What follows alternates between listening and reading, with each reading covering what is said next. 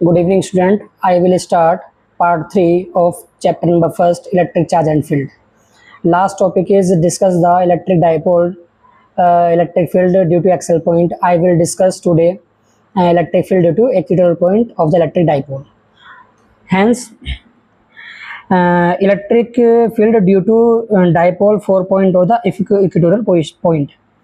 इसका मीनिंग क्या होगा यहाँ पर, यानी कि मेरे पास अगर कोई भी डाइपोल है तो डाइपोल का हम जानते हैं कि क्या होता है, एक एक्सिस होता है। जैसे मान लो मेरे पास यहाँ पर डाइपोल मेरे पास है तो एक तरफ होगा प्लस चार्ज, एक तरफ पास होगा माइनस चार्ज। जैसे मेरे पास यहाँ पर एक पेन है, यहाँ मान लो प्लस चार्ज होगा, यहाँ पर एक माइनस चार्ज होगा, तो ये मेरे पास होगा एक डाइपोल। इक्वेटोरियल पोजीशन क्या होती है, उसके एक्सिस, जैसे मेरे पास यहाँ पर इसका एक्सिस है तो इसके परपेंडिकुलर यानी कि बाई एक्सिस पर मेरे पास किसी भी एक पॉइंट पर जो इस डाइपोल के सेंटर से होगा, तो डाइपोल के सेंटर से किसी भी एक पर्टिकुलर पॉइंट पर जो बाई एक्सिस पे होगा हम वहाँ पर निकाल लेंगे उस टेस्ट चार्ज पर कितना इलेक्ट्रिक फील्ड होगा उस इलेक्ट्रिक डाइपोल के कारण। तो देखो यहाँ पर इस फिगर के अंदर मेरे पास एक दे रखा है, पर एक डाइपोल दे रखा है। यहाँ पर फिगर कुछ मिसिंग है, मैं यहाँ पर बता रहा हूँ। इस फिगर के अंदर मेरे पास जैसे एक इलेक्ट्रिक डाइपोल यहाँ पर है कि एक डाइपोल है, इसका हमारे पास ये माइनस क्यू चार्ज होगा, एक हमारे पास है प्लस क्यू चार्ज होगा। ये मेरे पास एक डाइपोल का सेंटर होगा और डाइपोल के सेंटर से मेरे पास यहाँ पर एल डिस्टेंस होगी, ये एल डिस्टेंस होगी और हम यहाँ पर हम पॉइंट निकाल लेंगे इसके इक्वेटोरियल पॉइंट पर, यानी कि यहाँ पर इसके एक्सिस पर, ये वाई एक्सिस जो होगा, यानी कि किसी एक पर्टिकुलर पॉइंट पर, जैसे मैंने यहाँ पर बोल दिया कि इस वाले ओ पॉइंट पर मुझे निकालना है इलेक्ट्रिक फील्ड इस डाइपोल की वजह से। तो हम जानते हैं क्या, किसी भी पॉइंट चार्ज की वजह से हमेशा किसी पर्टिकुलर पॉइंट पर एक इलेक्ट्रिक फील्ड होता है अपना। तो यहाँ कितने चार्ज प्रेजेंट है, दो चार्ज प्रेजेंट है, एक तो माइनस क्यू एक प्लस क्यू। तो यानी कि इलेक्ट्रिक फील्ड इसके कारण भी होगा, इलेक्ट्रिक फील्ड इस कारण होगा। और हम जानेंगे कि भाई इसका इलेक्ट्रिक फील्ड कैसे होगा, इन दिस डायरेक्शन, क्योंकि कैसा चार्ज है, पॉजिटिव चार्ज है। यहाँ पर क्या चार्ज है, पॉजिटिव। ये मेरे पास कैसा नेगेटिव चार्ज, तो इसका इलेक्ट्रिक फील्ड होगा इन दिस डायरेक्शन, इधर की ओर। तो इस फिगर में देखो यहाँ पर क्लियर यहाँ पर दिखाई दे रहा कि मेरे पास एक डाइपोल है, तो इस डाइपोल के यहाँ पर इधर की ओर मेरे पास एक डाइपोल है, ये इसकी लेंथ मेरे पास ये एल लेंथ है, ये भी एल लेंथ है। इस ओ पॉइंट पर इसकी वजह से electric field in this direction, देखो ये वाला इधर, and electric field minus Q की वजह से इन दिस डायरेक्शन। तो मैंने लास्ट टॉपिक बताया था, अगर मान लो इलेक्ट्रिक फील्ड कैसी क्वांटिटी है, एक वेक्टर क्वांटिटी, यानी किसी एक पर्टिकुलर पॉइंट पर अगर इलेक्ट्रिक फील्ड सेम डायरेक्शन में हो या फिर अपोजिट में हो तो हम उसे सिंपली क्या कर लेते हैं, सॉल्व कर लेते हैं यहाँ पर। लेकिन यहाँ पर क्या होगा कि दोनों इलेक्ट्रिक फील्ड की डायरेक्शन, यानी कि एक तो प्लस वाले की और एक इस माइनस वाले की, इन दोनों की डायरेक्शन में क्या हो गया, दोनों सेम लाइन ऑफ एक्सिस पर नहीं हुआ। तो यानी कि हम यहाँ निकालेंगे क्या, एक एंगल लेंगे थीटा। तो यानी कि यहाँ पर मेरे पास एक एंगल थीटा यहाँ भी होगा, एक एंगल मेरे पास थीटा यहाँ भी होगा। क्यों, ड्यू टू सिमेट्री। तो यहाँ पर पास क्या होगा कि एक मैंने एक्सिस खींच लिया इधर की ओर, ये तो इसने कितना एंगल बनाया, थीटा एंगल। क्योंकि यहाँ पर क्या होगा, यानी कि ये लाइन और ये लाइन कैसे आपस में पैरेलल, तो हम जानते हैं कि जितना एंगल ये होगा उतना एंगल ये होगा। कौन सी प्रॉपर्टी से, अल्टरनेट एंगल से। कौन सा, अल्टरनेट करस्पॉन्डिंग एंगल। लेकिन बात करते हैं कौन सी, अगर ये एंगल थीटा है तो ये भी कौन सा एंगल होगा, थीटा एंगल होगा। ये होगा अल्टरनेट एंगल से, इसे होगा अल्टरनेट एंगल। तो यहाँ पर क्या होगा, हम यहाँ पर दो कंपोनेंट बनाएंगे, कौन कौन से, एक तो ई प्लस क्यू का, एक बनाएंगे ई माइनस क्यू का। तो इसने एंगल कितना बनाया पर थीटा एंगल। तो यहाँ पर मैं कुछ पहले बात बताना चाहूँगा ताकि आपको समझ में क्लियर आ जाए कि अगर मान लो कोई वेक्टर क्वांटिटी है, जैसे मैंने आपसे बोला कि मेरे पास एक ये लाइन है और इस लाइन पर मेरे पास एक वेक्टर क्वांटिटी है, ये हमारे पास फोर्स एफ है और इसने इस फोर्स वेक्टर क्वांटिटी ने थीटा एंगल यहाँ से बनाया। तो इस फोर्स के दो फैक्टर होंगे, कौन कौन सा, एक तो होगा हॉरिजॉन्टल, यानी कि एक होगा एफ कोस थीटा, एक होगा इसका वर्टिकल कंपोनेंट, एक मेरे पास होगा एफ साइन थीटा। याद रखना, जिस एक्सिस से, जिस लाइन से थीटा एंगल बनेगा वहाँ पर कंपोनेंट होगा उस वेक्टर का कोस कंपोनेंट, और इसका परपेंडिकुलर क्या होगा, दूसरा होगा साइन। अगर बाई चांस मान लो मेरे पास एंगल ये थीटा यहाँ होता, थीटा एंगल, तो ये एफ कोस थीटा वेक्टर यहाँ पर होता और एफ साइन थीटा यहाँ पर होता। तो सेम काम हमने इस वाले फिगर के अंदर किया कि यहाँ पर पास क्या होगा, इस ई का इधर कंपोनेंट ई कोस थीटा, उसके परपेंडिकुलर ये वाला E sine theta. Same to same इसका भी यहाँ पर पास क्या होगा, अगर थीटा एंगल है तो यानी कि ई कोस थीटा इधर की ओर और ई साइन थीटा नीचे की ओर। तो हमने देखा कि यहाँ पर क्या, अब मेरे पास इस दोनों के दोनों वेक्टर के चार रिजॉल्विंग फैक्टर हो गए। तो यानी कि दोनों कैसे में आ गए, यानी कि ये वाला ई साइन थीटा और ई साइन थीटा दोनों कैसे हो गए, अपोजिट डायरेक्शन में। और हम जानते हैं क्या, इस ई की वैल्यू क्या होगी, सेम होगी। क्यों, क्योंकि हम जानते हैं ई का फॉर्मूला ई इक्वल टू के क्यू अपॉन आर स्क्वायर। यहाँ पर चार्ज दोनों का सेम है लेकिन डिस्टेंस में यहाँ पर क्या सेम, क्यों? क्योंकि देखो ये डिस्टेंस कितनी है आर डिस्टेंस, ये कितनी डिस्टेंस है एल, ये कैसा है पास परपेंडिकुलर, तो ये वैल्यू कितनी आएगी with the help of Pythagoras theorem R square plus के एल स्क्वायर की power 1/2, that means square root. अब देखो यहाँ पर electric field due to Q at O, electric field due to minus Q at O, both are equal not same axis, यानी कि दोनों के दोनों सेम एक्सिस पे नहीं हुई। तो यहाँ पर क्या होगा ई प्लस क्यू का वैल्यू आएगी ये और ई माइनस क्यू की भी आएगी सेम टू सेम यही वैल्यू। तो मैंने इसको बोल दिया ई नाम बोल दिया, क्या बोल दिया ई नाम यहाँ पर बोल दिया। इससे आगे हम क्या करेंगे यहाँ पर अब ये निकालेंगे ई नेट। तो दोनों कैसी क्वांटिटी है सेम क्वांटिटी है लेकिन कैसी डायरेक्शन में है अपोजिट, तो ये दोनों कैसे हो जाएंगे कैंसिल आउट, यानी कि ये वाला पार्ट हो जाएगा नेगलेक्ट, एक दूसरे का कैंसिल आउट यहाँ पर कर देंगे। लेकिन बात करते हैं किसकी, इस वाले ई कोस थीटा की और इस वाले ई कोस थीटा की, ये दोनों के दोनों कैसी डायरेक्शन में सेम डायरेक्शन में। तो मैंने लास्ट वीडियो में बताया था क्या, अगर दो वेक्टर क्वांटिटी सेम डायरेक्शन में होती है तो हमारे पास क्या होता है उसका वेक्टर सम प्लस करके आएगा, यानी कि इन दोनों क्या करेंगे हम सिंपल प्लस कर लेंगे। तो ई नेट कितना आएगा आपका ई कोस थीटा प्लस के ई कोस थीटा, प्लस साइन किसके लिए आया क्योंकि दोनों की दोनों वेक्टर क्वांटिटी सेम डायरेक्शन में थी यहाँ पर। तो यहाँ पर क्या हमारे पास 2 ई के लिए कितनी थी यहाँ पर ऊपर की तरफ ये रही K Q upon R square plus L square, यहाँ मेरे पास क्या कोस थीटा, तो हम जानते हैं कि उसी पे एक ट्रायंगल ले लेंगे आइदर दिस ट्रायंगल या इधर दिस ट्रायंगल, तो यहाँ लगाएंगे कोस थीटा। तो हम जानते हैं कोस थीटा कितना होता है बेस अपॉन हाइपोटेनियस, क्या होता है बेस अपॉन हाइपोटेनियस। तो बेस कौन होगा इसके सामने कौन है परपेंडिकुलर, तो बेस कौन सा होगा ये वाला पार्ट, और जिसकी वैल्यू कितनी यहाँ पर एल, यहाँ कितना आ गया देखो यहाँ पास आ गया एल और H4 हाइपोटेनियस, तो हाइपोटेनियस यहाँ पर कितना होगा L square plus R square की पावर 1/2, यहाँ पर लिख दिया। दोनों करेंगे मल्टीप्लाई, मैंने लास्ट क्लास में बताया था इलेक्ट्रिक डाइपोल मोमेंट जिसकी वैल्यू थी क्या P = Q × 2L, जहाँ पर 2L क्या चीज होती है डाइपोल की टोटल लेंथ। तो यहाँ देखो Q × 2 × L, तो क्या आ जाएगा P आ जाएगा, तो क्या हो गया K P upon R square plus L square की पावर 3/2। 3/2 क्यों, देखो यहाँ पर इसकी पावर कितनी होगी यहाँ पर 1 और इसकी पावर कितनी होगी 1/2। अब दोनों पावर कैसे होंगे मेरे पास एड अप, क्योंकि यहाँ पर साइन किसका मल्टीप्लाई का, तो यहाँ वैल्यू कितनी आ जाएगी 3/2। फिर सेम केस वही, अगर मेरे पास यहाँ पर जो L मेरे पास है डाइपोल की लेंथ ये क्या होगी आर स्क्वायर से क्या होगी वेरी वेरी लेस देन होगी, तो यहाँ पे क्या करेंगे हम एल स्क्वायर कर देंगे नेगलेक्ट, यानी कि ये वाला पार्ट मेरे पास क्या हो जाएगा 0 हो जाएगा, इसको हम हटा देंगे यहाँ से। तो पावर कितनी बचेगी आर स्क्वायर की पावर 3/2, तो ये 2 से 2 क्या होगा कैंसिल आउट, तो वैल्यू कितनी आएगी ई इक्वेटोरियल इक्वल टू के पी अपॉन आर क्यू। लेकिन इलेक्ट्रिक फील्ड कैसी क्वांटिटी है वेक्टर क्वांटिटी, तो वेक्टर क्वांटिटी में क्या होती है डायरेक्शन में शो करनी पड़ती है यहाँ पर। तो यहाँ मेरे पास जो होगा ये साइन कैसा आएगा माइनस साइन आएगा। अब माइनस साइन क्यों आएगा, देखो यहाँ पर एक वेक्टर क्वांटिटी इलेक्ट्रिक फील्ड होगा और एक वेक्टर क्वांटिटी कौन सी होगी डाइपोल मोमेंट। तो मैंने डाइपोल मोमेंट को लास्ट क्लास में बताया था, जो इलेक्ट्रिक डाइपोल मोमेंट होती है उसकी डायरेक्शन जो होती है वो होती है -2 प्लस। तो यहाँ पास देखो इस फिगर के अंदर हमारे पास जो चार्ज था यहाँ पर वो कौन सा था, इधर की ओर मेरे पास -q चार्ज था, यहाँ मेरे पास है +q चार्ज। तो यानी कि डाइपोल मोमेंट जो होगा वो होगा -q to +q, तो इलेक्ट्रिक डाइपोल मोमेंट की डायरेक्शन होगी इन दिस डायरेक्शन।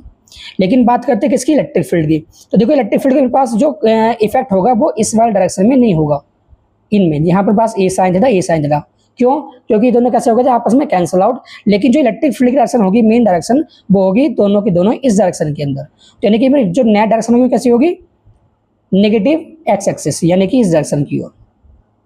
अब यहाँ बताओ इलेक्ट्रिक फील्ड और डाइपोल मोमेंट आपस में कैसे हैं अपोजिट डायरेक्शन में, तो यहाँ पर अपोजिट के लिए मैंने यहाँ पर कौन सा लगा दिया माइनस साइन लगा दिया। अगर वेक्टर फॉर्म नहीं पूछेगा तो आपको ये करना पड़ेगा, अगर मान लो उसने वेक्टर फॉर्म बोल दिया तो आपको यहाँ तक करना पड़ेगा इसको। ओके नेक्स्ट, ये नेक्स्ट पॉइंट आपको नहीं करना है, सिलेबस के अंदर नहीं है।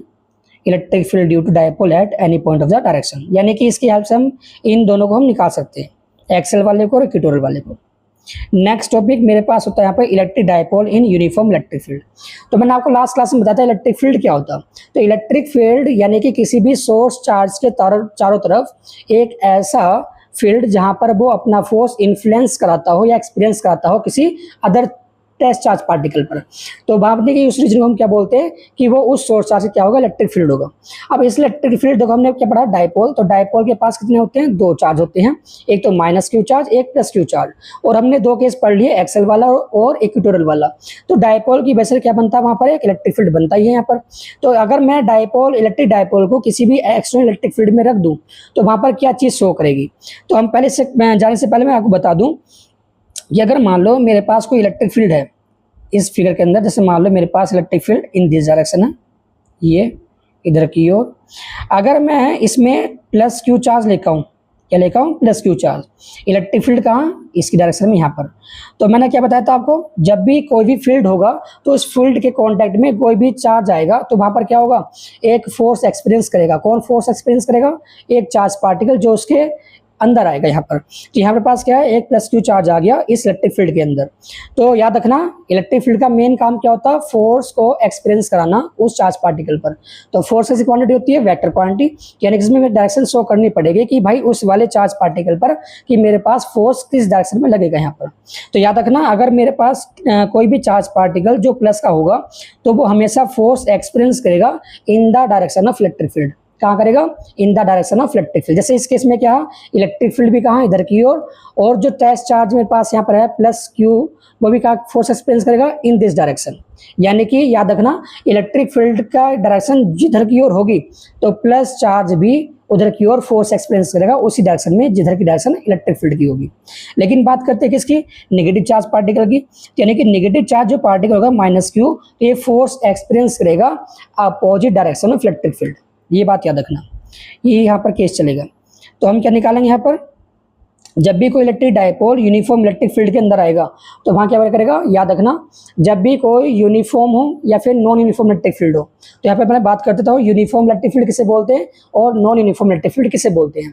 तो इलेक्ट्रिक फील्ड जो होता है यूनिफॉर्म, उसके अंदर का मान लो कोई भी टेस्ट चार्ज भी आएगा तो वहां पर हर ईच एंड एवरी पॉइंट पर जो फोर्स एक्सपीरियंस होगा उस चार्ज पार्टिकल का उस इलेक्ट्रिक फील्ड के द्वारा, तो हमेशा वहां पर क्या होगा, सेम फोर्स होगा each and every point in the electric field.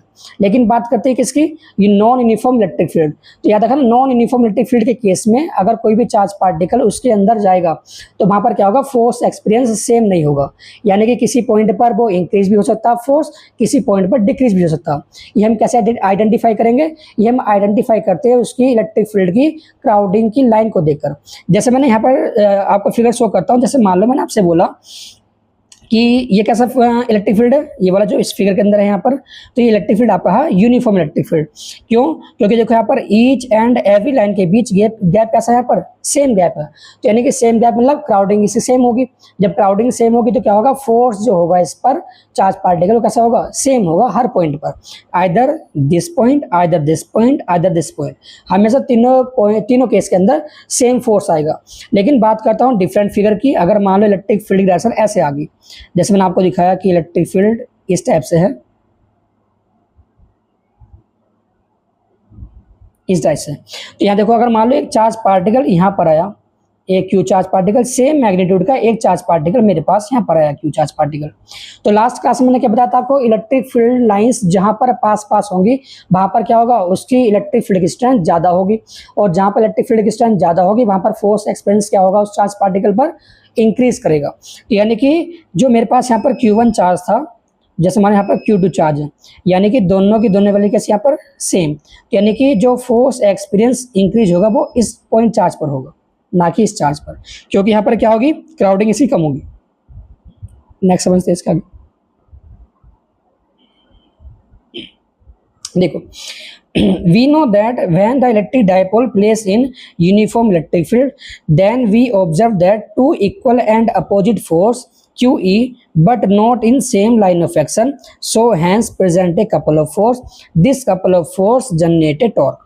अब टॉर्क क्या चीज होती है, तो टॉर्क क्या होता है, यानी कि जब मेरे पास फोर्स मल्टीप्लाई परपेंडिकुलर डिस्टेंस, याद रखना इसकी जो मेन इसका जो डेफिनेशन होती है, ठीक है, फोर्स मल्टीप्लाई परपेंडिकुलर डिस्टेंस, यानी कि जो फोर्स आप लोगे उसके परपेंडिकुलर डिस्टेंस लेनी पड़ेगी आपको। अब बताते हैं यहाँ पर टॉर्क ये कब लगता है, हमेशा नहीं लगता, इसकी कुछ कंडीशंस होती है।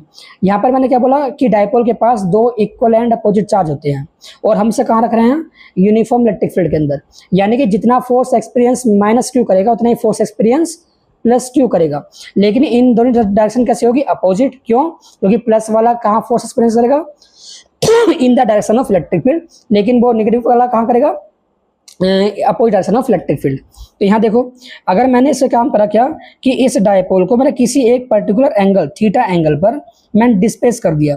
याद रखना थीटा एंगल किस किस के बीच है, तो यानी कि थीटा एंगल होता है इलेक्ट्रिक फील्ड, जैसे मान लो इलेक्ट्रिक फील्ड इस डायरेक्शन में है, और देखो यहाँ पर क्या माइनस क्यू चार्ज यहाँ पर है, प्लस क्यू चार्ज यहाँ पर है, तो डायपोल मोमेंट होगा इस डायरेक्शन में, इधर की ओर डायपोल मोमेंट, यानी कि इलेक्ट्रिक फील्ड इधर की ओर, डायपोल मोमेंट मेरा इधर की ओर पी, तो यानी कि इन दोनों के बीच जो मेरे पास थीटा एंगल है ये बोलता है थीटा एंगल, याद रखना।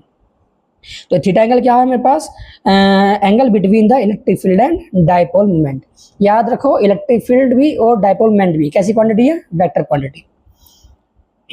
तो हाँ मैं कपल बता टॉर्क बता, टॉर्क कब लगेगा, तो जब भी मेरे पास अगर जैसे मेरे पास ये लाइन है मान लो, है ना, एक डायपोल है, तो डायपोल मान लो एक फोर्स इधर की ओर लगा, एक फोर्स इधर की ओर लगा, और दोनों कैसे फोर्स है, इक्वल फोर्स है। तो जब भी मेरे पास दो इक्वल एंड अपोजिट फोर्स लगते हों और वो दोनों के दोनों force same line of axis में ना हो, तो उसे हम क्या बोलते हैं, फोर्स को कपल ऑफ फोर्स, क्या बोलते हैं, कपल ऑफ फोर्स। जब ये कपल ऑफ फोर्स किसी भी सेम लाइन पे ना हो तो क्या करेंगे, एक रोटेशनल मोशन प्रोवाइड करेंगे, और रोटेशनल मोशन प्रोवाइड करने के लिए कौन जिम्मेदार होता है, टॉर्क जिम्मेदार होता है, याद रखना। तो यहाँ पर हम जानते हैं क्या, टॉर्क का formula tau equal to either force, either मतलब कोई सा आप फोर्स ले लो, दोनों की वैल्यू कैसे होगी, सेम, यानी कि एक तो होगा क्यू ही होगा, क्यू इंटू ई। ये कैसा आया, हमने लास्ट क्लास में पढ़ा था electric field intensity is equal to F upon Q. अगर मुझे निकालना फोर्स तो एफ इक्वल टू कितना हो जाएगा, क्यू इंटू ई, मैंने यहाँ लिख दिया क्यू इंटू ई। अब निकालते हैं परपेंडिकुलर डिस्टेंस, तो यहाँ देखो मैंने भी क्या बताया था, अगर इलेक्ट्रिक फील्ड में प्लस क्यू चार्ज आएगा तो फोर्स एक्सपीरियंस करेगा इन the direction of electric field. तो देखो ये फोर्स कहाँ गया, इन the direction of electric field, देखो इलेक्ट्रिक फील्ड इधर की ओर है। अगर बात करते हैं किसकी, नेगेटिव चार्ज पार्टिकल की, तो वो फोर्स एक्सपीरियंस करेगा इन दिस डायरेक्शन, ये हो गया।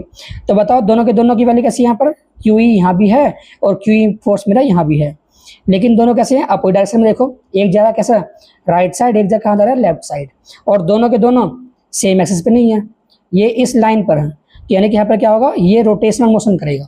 और रोटेशनल मोशन क्यों हुआ, क्योंकि पहले कपल ऑफ फोर्स बना, और कपल ऑफ फोर्स बनने से क्या बनेगा, टॉर्क बनेगा, और टॉर्क क्या करता है, यहाँ पर रोटेशनल मोशन से प्रोवाइड कर देगा।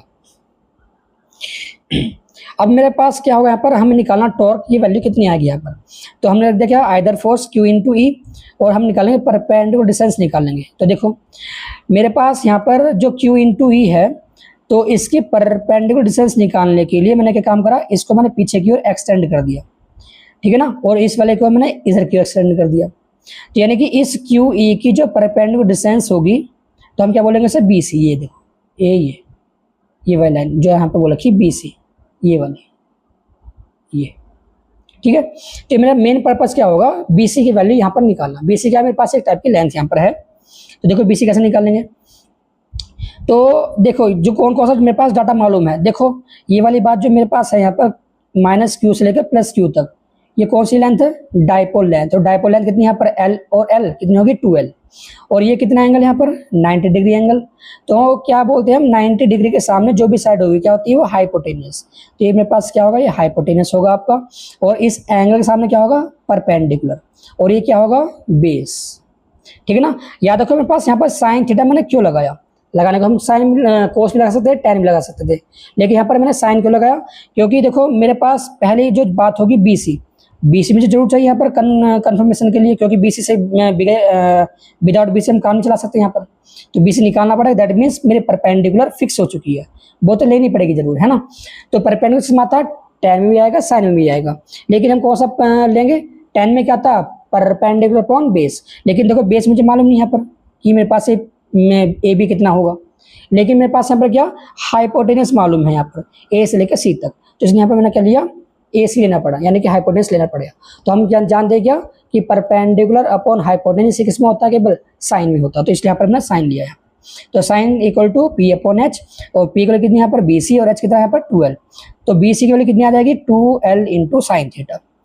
अब यहाँ देखो Q और 2L, ये Q इंटू 2L क्या होता है, डायपोल मोमेंट, दैट मीन्स यहाँ पर मेरे पास क्या आ गया, P आ गया, और E और साइन थीटा। ये कौन सी है, एक ये मैग्नीट्यूड फॉर्म होगी। अगर मुझे निकालनी टॉर्क ऐसी क्वांटिटी, याद रखना वेक्टर क्वांटिटी है, E और वेक्टर क्वांटिटी मेरे पास है टाउ, इक्वल टू, अब देखो साइन जहां भी आएगा तो साइन जो होता है वो होता है किसके लिए, क्रॉस प्रोडक्ट। किस में आता है, क्रॉस प्रोडक्ट के अंदर, और कोस आता है डॉट प्रोडक्ट के अंदर। ये बातें किसके लिए होती है, क्लास 11 में सिखाई जाती है। तो P vector cross E vector मैंने यहाँ पर लगा दिया। अब इसमें देखो torque is vector quantity and SI unit is newton metre. Here देखो न्यूटन मीटर कैसा है, तो हम जानते हैं क्या, डायपोल मोमेंट की यूनिट क्या होती है बताओ, डायपोल मोमेंट की यूनिट होती है क्या, कूलम मीटर, ठीक है ना। और इसकी कितनी होती है, इलेक्ट्रिक फील्ड की, न्यूटन पर इसकी होती है न्यूटन E की इक्वल टू F/Q, यानी कि न्यूटन पर कूलम। यानी कूलम से कूलम क्या हो जाएगा, कैंसिल आउट, तो क्या बचेगी, न्यूटन मीटर बच जाएगा यहाँ पर, ठीक है ना। और न्यूटन मीटर एक ही और तीन पता किसकी होती है, तो न्यूटन मीटर आपने पढ़ा होगा ये वाले formula, W equal to force into displacement.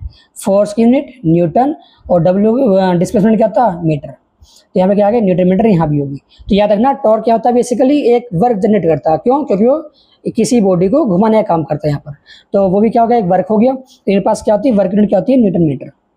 तो net force is zero but either dipole rotate in the electric field. याद रखना नेट फोर्स क्या होगा, जीरो होगा। जीरो क्यों बोला गया यहाँ पर, क्योंकि दोनों के दोनों फोर्स कैसे हैं, इक्वल मैग्नीट्यूड के हैं, और दोनों कैसी डायरेक्शन में हैं, अपोजिट डायरेक्शन में। अब इसके मेरे पास दो केस होंगे, case first and case second. देखो केस फर्स्ट में क्या, ये थीटा मेरे पास अगर जीरो हो गया, थीटा वैल्यू क्या हो गया आपके पास, जीरो। मैंने बताया था थीटा एंगल किस किस बीच होता है, तो याद रखना थीटा एंगल होता है डायपोल मोमेंट और इलेक्ट्रिक फील्ड के बीच, ठीक है ना। तो अगर उसकी दोनों की वैल्यू क्या होगी, जीरो होगी, तो हम जानते हैं कि अगर मैं इस वाले फॉर्मूले के अंदर वैल्यू रखूंगा इसकी, तो यहाँ पे वैल्यू कितनी आएगी, साइन जीरो जीरो, तो जीरो मल्टीप्लाई समथिंग, तो टॉर्क क्या आ जाएगा, जीरो।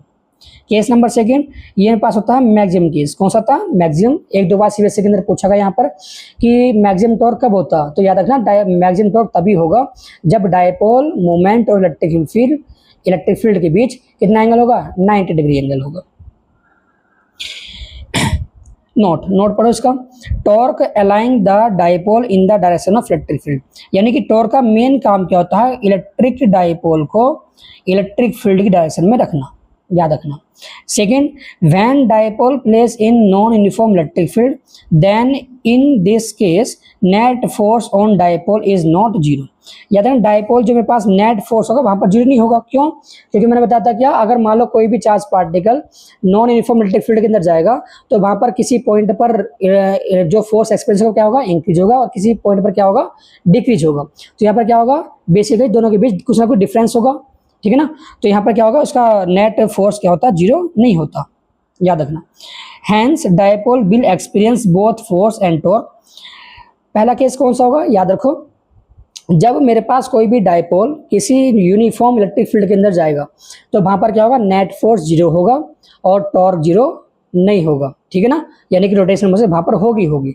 लेकिन बात करते हैं कौन सी, सेकंड केस की। सेकंड केस क्या है पास, जब मेरे पास नॉन यूनिफॉर्म इलेक्ट्रिक फील्ड में होगा, तो नॉन यूनिफॉर्म में क्या होगा, बोथ केस में याद रखना उसमें फोर्स जीरो नहीं होगा और रोटेशनल मोशन वहां भी होगी, दैट मीन्स टॉर्क वहां भी होगा। So it have a translation motion या फिर लीनियर मोशन और एंड रोटेशनल मोशन। अब देखो ट्रांसलेशन मोशन किसे बोलते हैं, अगर मान लो मेरे पास जैसे एक डायपोल है, यहाँ पर इस डायपोल को मैंने रख दिया यूनिफॉर्म इलेक्ट्रिक फील्ड के अंदर, तो यहाँ पर क्या होगा, यूनिफॉर्म इलेक्ट्रिक फील्ड, तो यहाँ पे क्या करेगा, अपने सेम एक्सिस पे ऐसे ऐसे घूमता रहेगा, अपने सेम एक्सिस पर।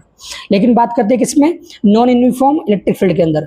यही डायपोल अगर नॉन यूनिफॉर्म के अंदर गया तो टॉर्क भी लगेगा और नेट फोर्स भी लगेगा, और नेट फोर्स के कारण वहां पर क्या होगा, यानी कि एक मोशन क्रिएट होगी, और वो मोशन कौन सी होगी, translation motion. Translation motion means यानी कि लीनियर मोशन करेगा, यानी जैसे मान लो यहाँ पर क्या घूमेगा भी और आगे की ओर जाएगा भी, ठीक है ना। इसे हम क्या बोलते हैं, ट्रांसलेशन और रोटेशन मोशन दोनों के दोनों यहाँ पर होंगे। Next point, next topic is potential energy of dipole in electric field. यानी कि देखो एनर्जी मीन्स क्या हुआ, जैसे कोई भी डायपोल यूनिफॉर्म इलेक्ट्रिक फील्ड के अंदर जाए या फिर नॉन यूनिफॉर्म के जाए, तो बेसिकली काम क्या होगा, टॉर्क लगेगा, रोटेशनल मोशन होगी, और रोटेशनल मोशन जब कोई भी मोशन होती है तो वहाँ पर क्या होता है, कुछ ना कोई वर्क लगेगा वहाँ पर, यानी कि वहाँ पर कोई ना कोई एनर्जी होगी। वो यहाँ पर निकालेंगे डायपोल के अंदर कितनी एनर्जी होती है उस इलेक्ट्रिक फील्ड के अंदर। तो देखो when electric dipole is placed in electric field E, a torque act on it if we rotate the dipole through a small angle D theta, then we do some small work. ठीक है ना, इसी में क्या बात बोली गई है, देखो मैं आपको समझाता हूँ इस फिगर के अंदर। अगर मैं बोलता हूँ कि मेरे पास एक इलेक्ट्रिक फील्ड है, वो इलेक्ट्रिक फील्ड मेरे पास है इस डायरेक्शन के अंदर, है ना, ये मेरे पास मान लो इलेक्ट्रिक फील्ड है रखी हो। अब इस इलेक्ट्रिक फील्ड के अंदर मेरे पास एक आगे डाइपोल, क्या आ गया मेरे पास एक डाइपोल कि मेरे पास माइनस क्यू, ये मेरे पास है प्लस क्यू, ये लेंथ इसकी मेरे पास एल होगी। तो देखो मैंने लास्ट नोट में बताया था क्या कि torque aligning the dipole in the direction of electric field, यानी कि टॉर्क का काम करेगा, वो इलेक्ट्रिक फील्ड का काम करेगा कि इस टॉर्क का काम क्या होगा कि इस डाइपोल को इलेक्ट्रिक फील्ड के अलाइंग रखना चाहेगा, अलाइंग मतलब उसके साथ रखना चाहेगा जिस डायरेक्शन में इलेक्ट्रिक फील्ड होगा। लेकिन अगर मान लो मैं इस वाले को, यानी कि इस वाले जो मेरे पास यहाँ पर ये डाइपोल था, अगर मैं इसको थोड़ा सा इधर की ओर स्मॉल एंगल से घुमा दूँ तो मुझे कुछ वर्क करना पड़ेगा। तो वर्क के बाद जहाँ भी वर्क होगा वहाँ पर क्या होगी, एनर्जी मेरी लगेगी, तो वहाँ पर हम निकालेंगे एनर्जी। और यहाँ तक ना जब मेरे पास मैं इसको कुछ वर्क कराऊंगा तो जो मेरी एनर्जी होगी वो किस में स्टोर हो जाएगी, इसकी पोटेंशियल एनर्जी के अंदर। तो देखो यहाँ पर इस फिगर के अंदर कि मैंने डी थीटा यानी कि वेरी स्मॉल एंगल से मैंने इसको रोटेट कर दिया। तो देखो यहाँ पर जो एनर्जी होगी, याद रखो यहाँ पर वर्क होते हैं दो टाइप के, एक तो तेरे पास होता है रोटेशनल वर्क, एक मेरे पास होता है लीनियर वर्क। लीनियर वर्क कब होगा, जब मेरे पास सिंपल एक फोर्स लगाऊंगा यहाँ पर। लेकिन रोटेशनल वर्क कब होता, जब मेरे पास जहाँ पर एक टॉर्क लगेगा, क्या लगेगा, एक टॉर्क। तो इसका फॉर्मूला क्या होता आता, यहाँ पे देखो डी डब्ल्यू क्यों आया, डी डब्ल्यू मतलब यानी कि मैंने स्मॉल डिस्प्लेसमेंट करा तो मेरे पास वर्क भी कैसा होगा, स्मॉल वर्क होगा। तो D W equal to tau into D theta. अब क्या करेंगे, फॉर टोटल वर्क, अगर मान लीजिए टोटल वर्क निकालना हो तो क्या करेंगे, जब भी स्मॉल वर्क हो और आपको टोटल वर्क निकालना हो तो हम क्या करते हैं, इंटीग्रेशन बोथ साइड। तो मैंने यहाँ पर इंटीग्रेशन कर दिया। इंटीग्रेशन की लिमिट क्या होगी, 0 टू डब्ल्यू, यानी कि जब मैं इस पर वर्क नहीं करता तो मेरे पास वर्क कितना होगा, 0 होगा, और मेरा मैक्सिमम वर्क कितना हो गया, डब्ल्यू हो गया। सेम केस यहाँ पर ही कि मेरे पास यहाँ पर डी के बैक साइड कौन है, थीटा। याद रखना लिमिट कैसे लगाते हैं, लिमिट हम लगाते हैं किसके हिसाब से, जो मेरे पास डी के बैक साइड होगा। यहाँ डी के बैक साइड कौन है, डब्ल्यू, यानी कि जो मेरे पास लिमिट लगेंगे वो किस लगेगी, इस डब्ल्यू के लगेगी, यानी कि वर्क की लगेंगी। लेकिन बात करते हैं किसकी, डी के बैक साइड कौन है यहाँ पर, थीटा। तो यानी कि थीटा मेरे पास का एक एंगल, तो यानी कि हमें यहाँ पर दिखाना पड़ेगा मेरे पास एंगल, यानी कि उस मैं डाइपोल को कितने एंगल से कितने एंगल तक बस रोटेट कराऊंगा। तो मेरे पास एंगल यहाँ पर कितना, θ1 टू θ2। सिंपल इंटीग्रेशन करेंगे, डी डब्ल्यू का इंटीग्रेशन डब्ल्यू आ जाएगा, लिमिट 0 टू डब्ल्यू। यहाँ पर देखो टाउ, टाउ मेरे पास क्या, टाउ का हम जानते हैं formula PE sin theta into D theta. तो ये देखो इंटीग्रेशन होता किसका, तो यानी कि डी के बैक साइड जो भी चीज़ होगी, देखो यहाँ पर डी के बैक साइड कौन है, थीटा। तो यानी कि थीटा जहाँ जहाँ आएगा वो रहेगा इंटीग्रेशन के अंदर, और जो बाकी चीज़ क्या होगी वो क्या होगी, कॉन्स्टेंट, वो आ जाएगी बाहर की तरफ। देखो पी का फॉर्मूला कितना था, Q इंटू 12, इसमें थीटा नहीं आया तो मेरे पास क्या होगा, ये P मेरे पास आउटसाइड आ जाएगा। ऐसे मेरे पास क्या इलेक्ट्रिक फील्ड, ये भी क्या आ जाएगा, आउटसाइड। क्यों, क्योंकि इलेक्ट्रिक फील्ड तो हमेशा सब जगह क्या होगा, कॉन्स्टेंट ही होगा, क्योंकि यूनिफॉर्म इलेक्ट्रिक फील्ड है यहाँ पर लगा साइन थीटा। याद रखना इंटीग्रेशन ऑफ साइन थीटा, इसका फॉर्मूला कितना होता है, माइनस कॉस थीटा। तो माइनस साइन मेरे पास बाहर आ गया, कॉस थीटा, θ1 टू θ2।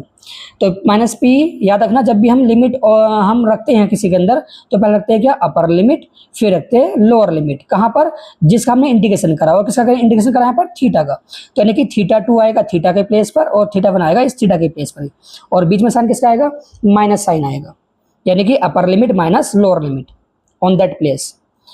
तो minus P equal to cos θ1 minus cos θ2। अगर मैं यहाँ पर माइनस साइन कॉमन ले लूँ तो कितना आएगा, P equal to cos θ1 minus cos θ2। यहाँ पर देखो W electric force and external force दोनों कैसे होते हैं, इक्वल, लेकिन कैसे होते हैं, दोनों अपोजिट। ठीक है ना, याद रखना नेगेटिव वर्ग मतलब।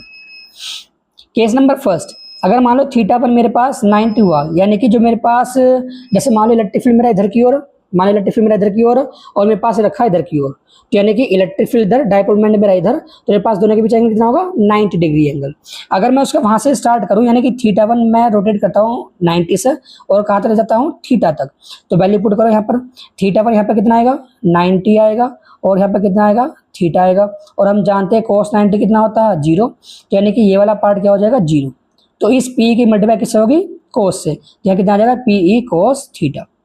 अब बात करते हैं यहाँ पर क्या, equilibrium of the electric dipole.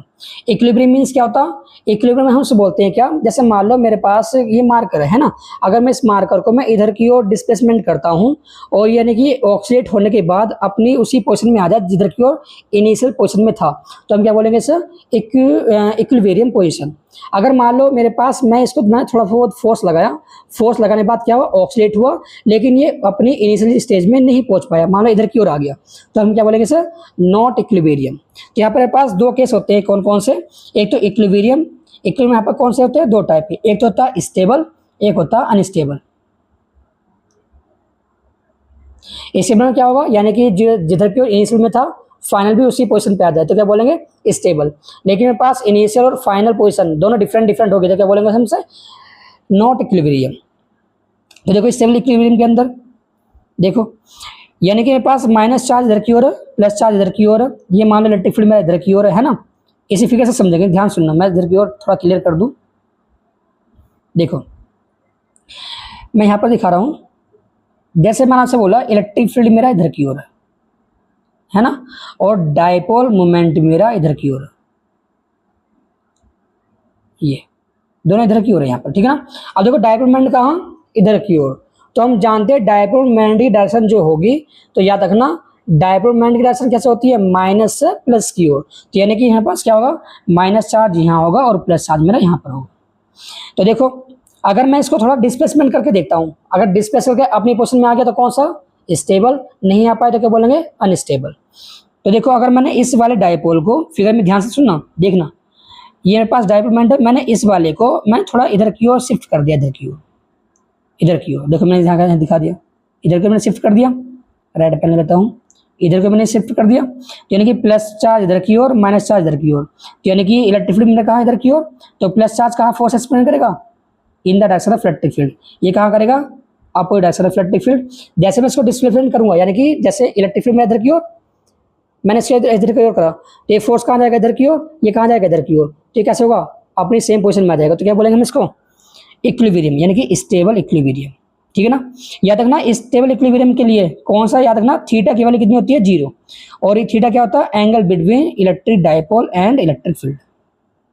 अब करते हैं किसकी, इसकी क्या कहते हैं, अनस्टेबल। अनस्टेबल में देखो इलेक्ट्रिक फील्ड मेरा कहाँ, इधर की ओर, और डायपोल मोमेंट मेरा कहाँ, इधर की ओर, दोनों कैसे आ गए, अपोजिट, और अपोजिट में कितना होता है एंगल, 180 डिग्री। तो यहाँ पर क्या होगा, थीटा मेरे पास 180 डिग्री होगा, और ये जिस पोजीशन में पहले थे उस पोजीशन में नहीं आएंगे, अपनी पोजीशन चेंज कर लेंगे, तो क्या बोलेंगे हम इसे, अनस्टेबल इक्विलिब्रियम।